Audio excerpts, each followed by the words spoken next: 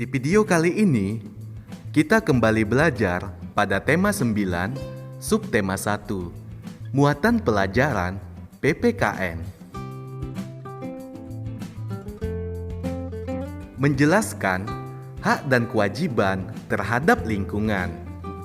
Lingkungan yang asri, nyaman, dan aman merupakan lingkungan yang diinginkan oleh setiap orang. Untuk mendapatkan lingkungan tersebut, kamu perlu menyeimbangkan antara hak dan kewajiban.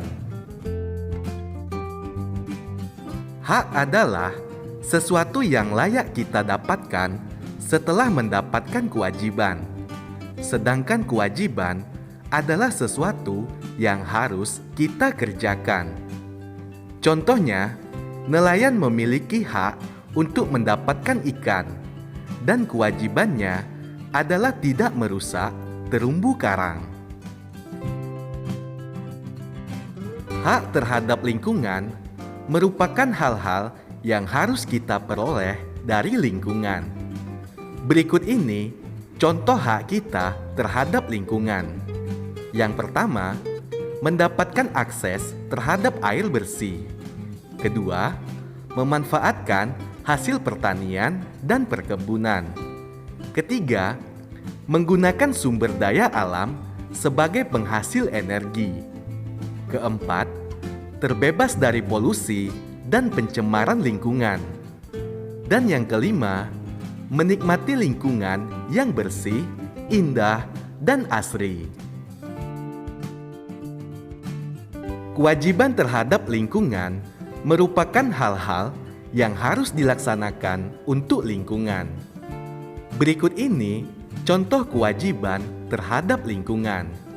Yang pertama, membuang sampah pada tempatnya.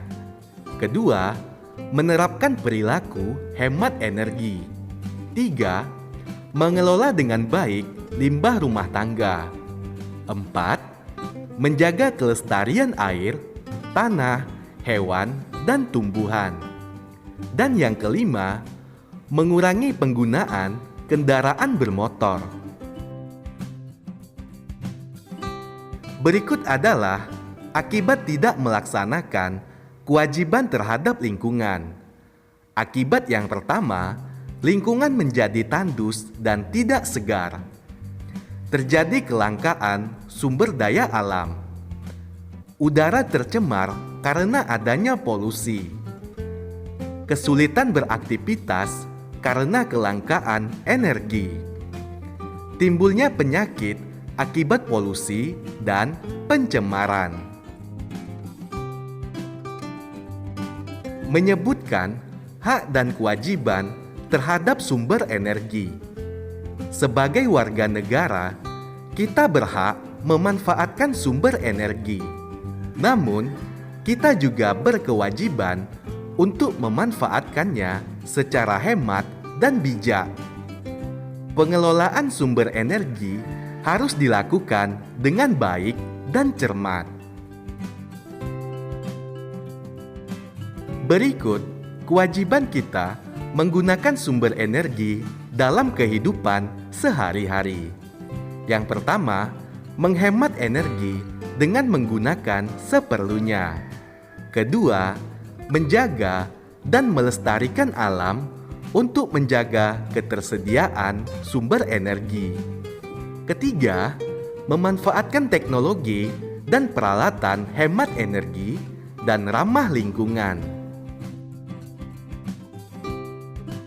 Berikut hak kita menggunakan sumber energi dalam kehidupan sehari-hari.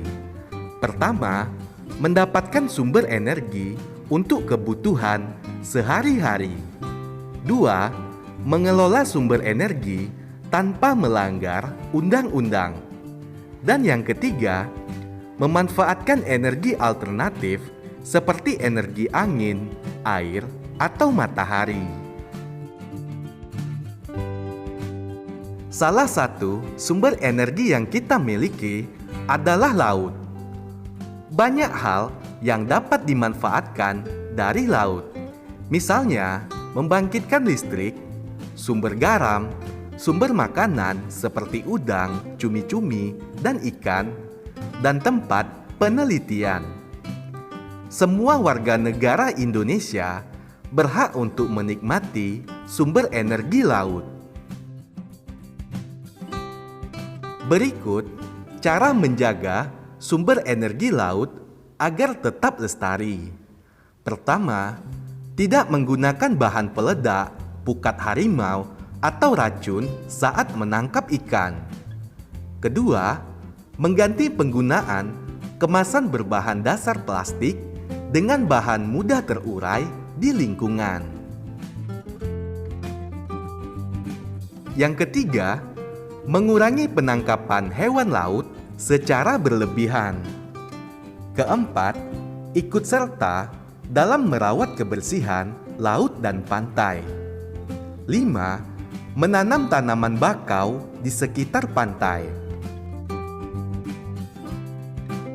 Perilaku masyarakat di sekitar kita ada yang hemat energi, ada pula yang boros energi. Berikut contoh perilaku boros dan hemat energi di masyarakat. Perilaku boros energi: menghidupkan lampu pada siang hari. Hemat energi: mematikan lampu pada siang hari. Boros energi: membiarkan keran air mengalir saat tidak digunakan. Hemat energi: menutup keran air saat tidak digunakan. Perilaku boros energi berikutnya: mengendarai kendaraan bermotor untuk bepergian jarak dekat. Hemat energinya: menggunakan sepeda atau berjalan kaki untuk bepergian jarak dekat. Boros energi: menonton televisi sepanjang hari. Perilaku hemat energinya: membatasi jam menonton televisi. Meninggalkan komputer menyala dalam waktu lama. Hemat energinya: mematikan komputer yang tidak digunakan. Menjelaskan hak dan kewajiban terhadap lingkungan. Berikut ini contoh hak dan kewajiban terhadap lingkungan hutan. Hak terhadap lingkungan hutan: mendapatkan udara segar, menikmati keindahan hutan, memanfaatkan kayu pohon sesuai aturan, memanfaatkan tumbuhan sebagai bahan makanan dan obat-obatan. Kewajiban terhadap lingkungan hutan: melakukan reboisasi, tidak menebang pohon secara berlebihan, tidak membuka lahan tambang secara berlebihan. Hak terhadap lingkungan sungai: menggunakan air untuk keperluan mandi dan mencuci, memanfaatkan aliran sungai untuk transportasi, memanfaatkan air untuk pengairan sawah, dan memanfaatkan aliran air sebagai pembangkit energi listrik. Selanjutnya, kewajiban terhadap lingkungan sungai: tidak membuang limbah ke sungai, menanam tumbuhan di sepanjang sungai, tidak mendirikan bangunan di sepanjang tepi sungai, dan tidak membuang sampah ke sungai.